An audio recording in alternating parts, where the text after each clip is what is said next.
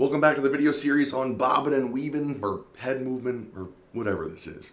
Now in the last videos, I gave you the footwork, head movement, and fist movement details that you need to dodge your opponent's punches and counterpunch viciously. Now we will unlock the diabolical potential in these moves using training science. Now I created this video in hopes of helping you to unlock your true physical potential. I want to help you build skills and abilities and power like you didn't even really believe was possible for you. Skilled and experienced fighters, I want to make you frightening. Guys who were previously slow and awkward, we can make you impressively explosive athletes. In fact, no athletic curse or obstacle can stop you. Look, I spent pretty much my entire life as your average chubby white guy, and now people think I'm some type of damn ninja. Well, I'm not a ninja. I just applied the training concepts and the science that I'm going to teach you in this video to martial arts skills. So this video will either change your life, bore you to death, or confuse you, but in any case, let's get started. Now, people ask me all the time what exercises they can do to make their punches stronger, or to make their head movement faster, or to make their kicks more flamboyant. And I always kind of scratch my head at that question. I mean, is there anything wrong with punching something 1,000 times? Or doing 10,000 slips? Or is that just too tiring for you lazy bastards? I feel like for whatever reason, people just want to lie down on a bench press and bang out a set, and then tell people they can punch hard, or do a set of oblique crunches and feel like they're actually working on their head movement. I mean, we're building the same muscles here, that's gotta work, right? Right! Or wait, no, not right. No, of course not.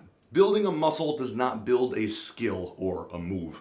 In fact, if you're a righty, I bet your left arm is almost as strong as your right arm, but go ahead and stand up and throw a baseball for me, lefty. I bet you feel like a tard. It's not because your muscles are weak, it's because your brain has no idea how to communicate that message to your body. So if you want to build any ninja martial arts skill like head movement or counterpunching, you have to develop 3 things. The first is your brain, the second your nervous system, and finally your muscles. Because without them, you're just thinking about stuff. So how the hell do you build your brain, and why bother? Now, your brain is made up of billions of these cells called neurons. And any human function, any emotion, any thought, any movement is controlled by a network of these neurons firing. So everything's got its own network. The feeling of happiness has a network. The movement of a punch has a network. And the more you fire that network, the stronger it becomes. So let's say the 100,000 cells that are responsible for throwing a punch, let's say you keep triggering those cells. Well, after a while, they grow bigger.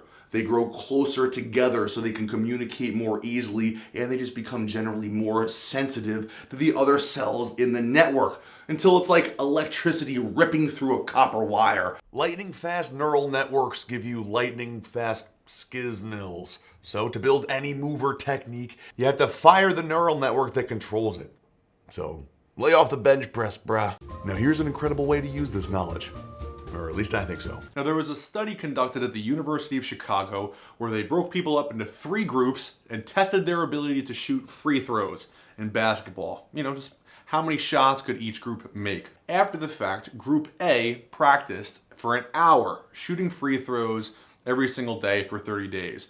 Group B visualized themselves. They just imagined themselves shooting free throws for an hour a day for 30 days, and Group C did nothing.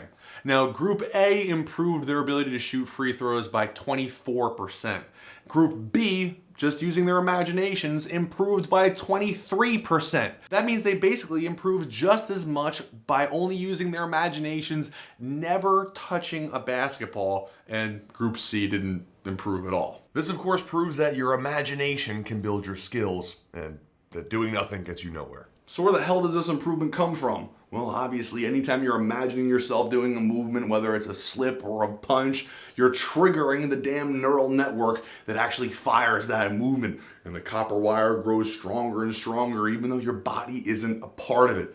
In fact, they can show using scientific tests that when you're dreaming, if you're fighting in a dream, the same exact neurons are lighting up as if you were fighting in real life. It's just disconnected from your body, most times. Occasionally you will wake up punching your wife, which is always awkward, but that's not really supposed to happen. So anyhow, if you're in a car driving, stuck in traffic, visualize. You're walking to school, visualize. You're trying to go to sleep, visualize what you want to improve, and that skill will be built. All right, now let's harness the full power of your nervous system. Now in video number 2, I gave you the exact muscles that you need to flex in order to execute a slip. Flexing your obliques, popping your shoulder in, and I even highlighted some of the stuff you need to do to counterpunch. Well, when you execute those movements, are you flexing every single one of the countless muscle fibers involved? Or are you just flexing 60%, 70%? When you flex every single muscle fiber and you recruit every single motor unit that can be involved in a movement, that is known as maximum fiber recruitment, and that is when you get real speed and real power. So let's achieve this. So let's say you want to build an explosively fast slip.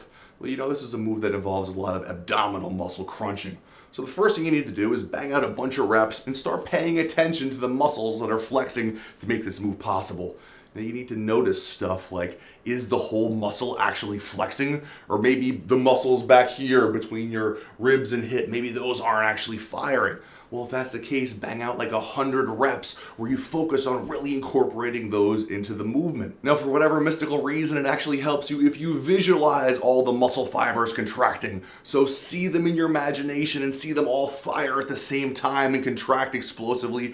For whatever reason, that actually helps you recruit more of them. The power of visualization is staggering. Now, of course, this becomes a little bit more complicated as you introduce compound movements. For example, yeah, we have our oblique crunch, but then you really got to focus on your shoulder pop. Well, that invites a completely new system of muscle fibers into the mix, and now you have to renew your focus and make sure you're recruiting all of those at the same time, and on every rep, never losing any of them. Now, of course, this builds it into a neurological habit. Now, when your brain fires a movement, it channels its way deeply into every single muscle fiber, and they fire explosively. That's when you have some serious speed and power. So your brain fires a supercharged movement and your nervous system delivers it to every single muscle fiber.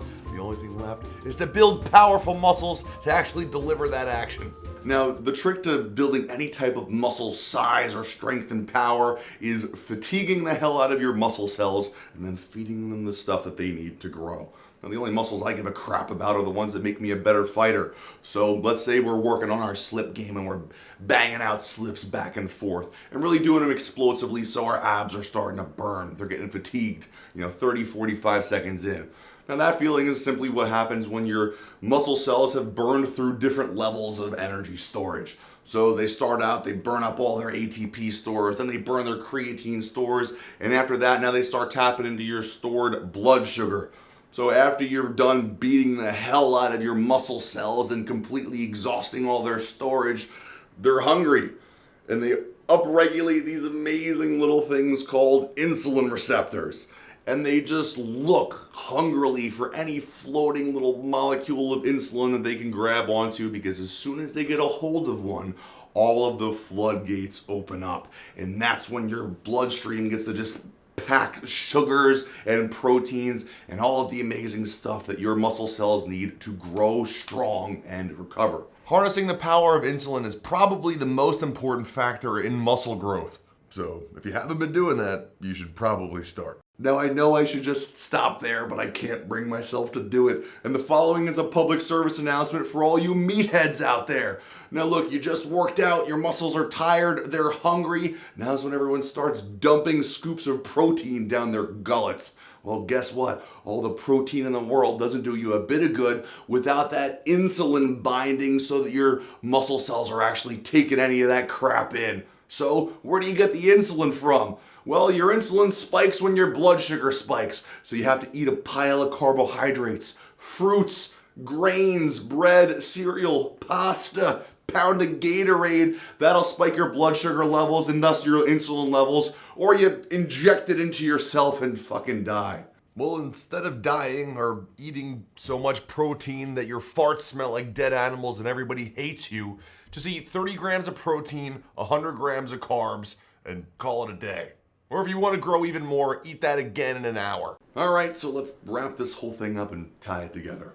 If you want to build any type of explosive physical ability or amazing fighting skills, like the ability to dodge every single punch and counter punch with absurd power, you need to run yourself through a workout where you exhaust yourself with the techniques that you want to build. The whole time thinking about stuff like maximum fiber recruitment and firing your muscles explosively. Then you eat what you need to recover, and as an extra bonus, just imagine yourself running through these techniques whenever you have some free time. You will burn the moves into your brain, you'll burn them into your body as you build yourself up. And if you approach your training this way, you can have any of the most amazing martial arts skills that you ever imagined. So now all you really need is a badass workout designed to fatigue your body using head movement and counterpunching techniques.